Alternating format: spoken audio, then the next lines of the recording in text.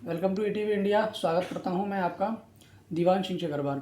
सबसे पहले मैं आपको बताना चाहूँगा कि जिस प्रकार हमारे चैनल पर जो मोटिवेशनल इंटरव्यूज़ चल रहे हैं, उसी में आज शामिल हैं मुरैना मध्य प्रदेश से राहुल मित्तल जी।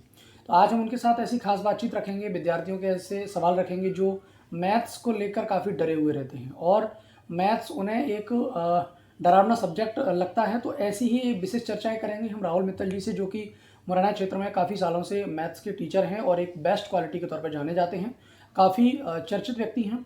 तो आज हम उनके साथ खास बातचीत रखेंगे। नमस्कार राहुल जी, आपका बहुत बहुत स्वागत है हमारे चैनल में। सबसे पहले मैं जानना चाहूँगा कि विद्यार्थियों ने आपको इतना चहेता बना रखा है, तो उनकी मतलब ऐसी क्या खासियत रही है आपकी कि विद्यार्थी आपको इतने अच्छे लेवल पर मानते हैं?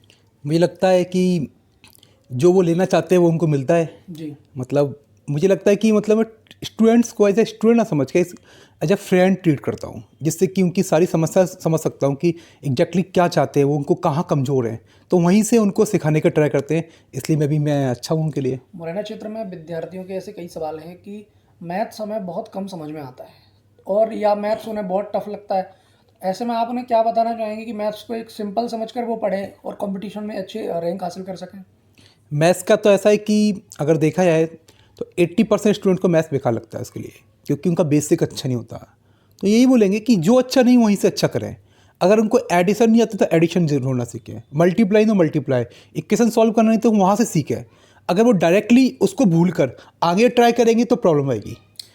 जिस प्रकार जैसे विद्यार्थियों का मानना है कि वो कंपटीशन में जब अपना कदम रखते हैं, तो वो कंपटीशन लेवल के मैथ्स को स्टार्टिंग करते हैं। अगर उनका बैकग्राउंड क्लियर नहीं है या बेसिक क्लियर नहीं है, तो ऐसे में उन्हें अगर आप जो उम्मीदवार हैं, उन्हें आप क्या सलाह देंगे कि वो बेसिक को अच्छे लेवल का लेके चल सकें? उसके लिए तो अगर उनको बेसिक अच्छा करना है तो पहले बिल्कुल 10 बेसिक कहाँ से होता है, जो 10th क्लास तक चलता है वहाँ तक।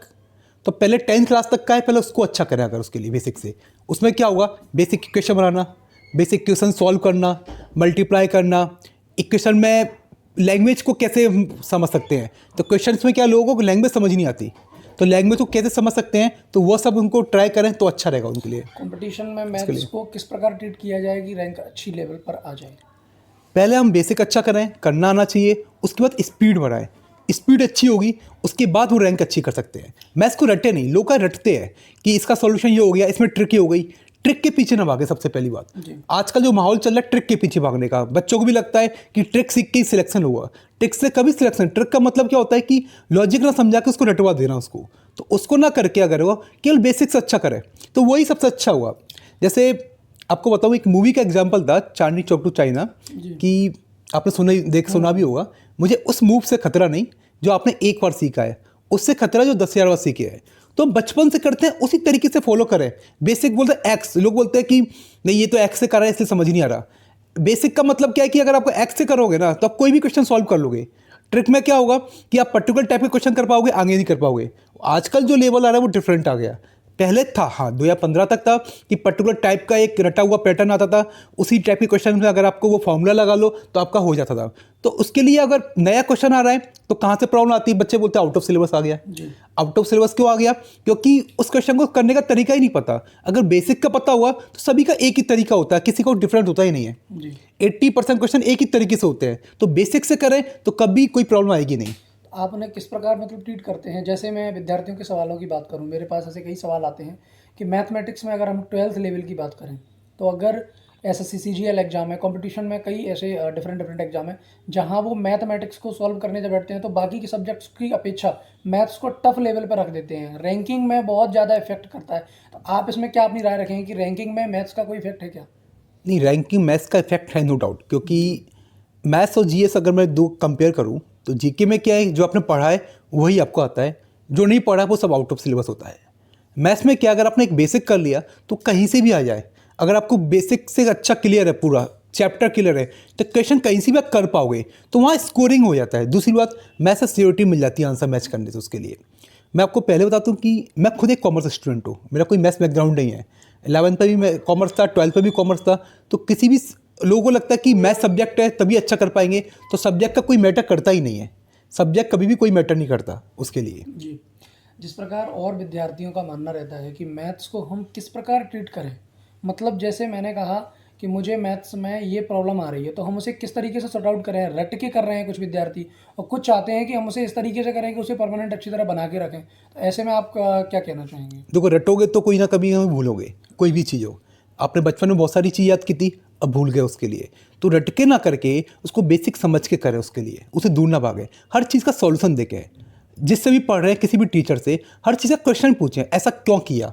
ऐसा नहीं कि इसलिए इसको ऐसा करना है इसलिए ऐसा कर लिया। ऐसा ही हमारे दिमाग में कैसा है कि इसको ऐसे सॉल्व करना है। किसी स्पेशल बुक का नाम आप बताना चाहेंगे जिससे मैथ्स के कंपटीशन लेवल का मैथ्स उससे अच्छा हो सकता हो? बुक तो मैं अभी नहीं प्रेफर करूँगा, क्योंकि पहले था आर.एस. अग्रवाल में अगर आप कर लो बेसिक अच्छा हो जाएगा और मोस्टली क्वेश्चन ऐसा मिल जाते हैं। लेकिन अब मुझे लगता है कि टीचर्स मतलब जो भी पेपर सेट कर रहा है उनको पता है कि बच्चों को आर.एस. अग्रवाल रट गई है बिल्कुल भी, कि इसका क्वेश्चन नंबर पता है, तो वो ऐसा पेपर सेट करते हैं कि इस किताब का क्वेश्चन ना हो। मैं किसी बुक की बुराई नहीं कर रहा, फिर भी एक अच्छी बुक है बेसिक लेवल क्वेश्चन तय करने के लिए। तो आजकल तो जितना मटेरियल लगा उतना अच्छा है, पर्टिकुलर एक का ना करके उस चैप्टर के अंदर एक चैप्टर को 4 बुक से लगाइए आप। तो क्वेश्चन तो वही है सारे उसके लिए, इससे आपको डिफरेंट क्वेश्चन करने को मिल जाएंगे और कुछ भी अलग होता है वो करने मिल जाएगा।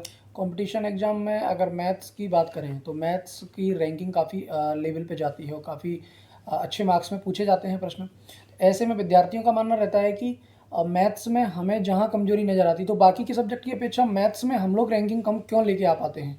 तो क्या उनकी कमजोरी आपने कभी जैसे अपनी टीचिंग लाइन में कितनी फील की होगी कि कहाँ बच्चे कमज़ोर पाए जाते हैं, क्या उनकी कमजोरी रहती है?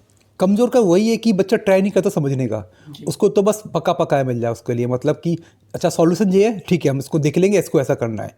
उसको 4 बार कर लिया, इसको रट गया, नया क्वेश्चन में ट्राई करता ही नहीं। वो एक बार वो ट्राई करेगा समझने का उसको।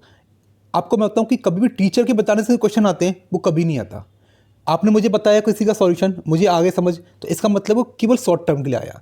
जो क्वेश्चन मैंने खुद से कर लिया, चाहे वो 4 बार नहीं आए, वो हमेशा के लिए आ गया। तो यही है कि खुद से करने का ट्राई करें, जितना सोच सकते हो उतना सोचें। मैं आपको एक पर्सनली बताऊं, जब मैं तैयारी कर रहा था कैट के लिए 2006 में, मैं एक एक क्वेश्चन को 2-2 दिन का टाइम देता था। सोचिए, मतलब एक क्वेश्चन को पूछना, मुझे पता है नहीं आ रहा, एक तरीका क्या मैंने पूछ लिया टीचर से तो मुझे आ जाएगा, लेकिन वो वहीं के वहीं क्लियर हो जाएगा, फिर लॉन्ग टर्म में नहीं रह पाएगा। तो उसको मैं 2 दिन का सोचता रहता था। अब आप बोलोगे कि एक क्वेश्चन को आप 2 दिन का टाइम दे रहे हो तो मतलब कितना टाइम वेस्ट जाएगा, ऐसे कब करोगे। उस एक क्वेश्चन को 2 दिन सोचने में मुझे कितने सारे कॉन्सेप्ट दिमाग में आते थे मेरे, कितने सारे क्वेश्चन क्लियर होते थे। तो यही तरीका था, मैंने अपना ऐसा मैथ्स अच्छा किया। तो यही बोलेंगे कि खुद से करने का ट्राई करें, अपना 100% दें। जब नहीं आए तब थोड़ा हिंट लें, तब पूछे उसके लिए। हमारा क्या होता है कि क्वेश्चन पढ़ा नहीं आया, चलो ठीक है टीचर से पूछ ले, सॉल्यूशन पूछ लिए, तो इसलिए मैथ्स अच्छा नहीं हो पाता।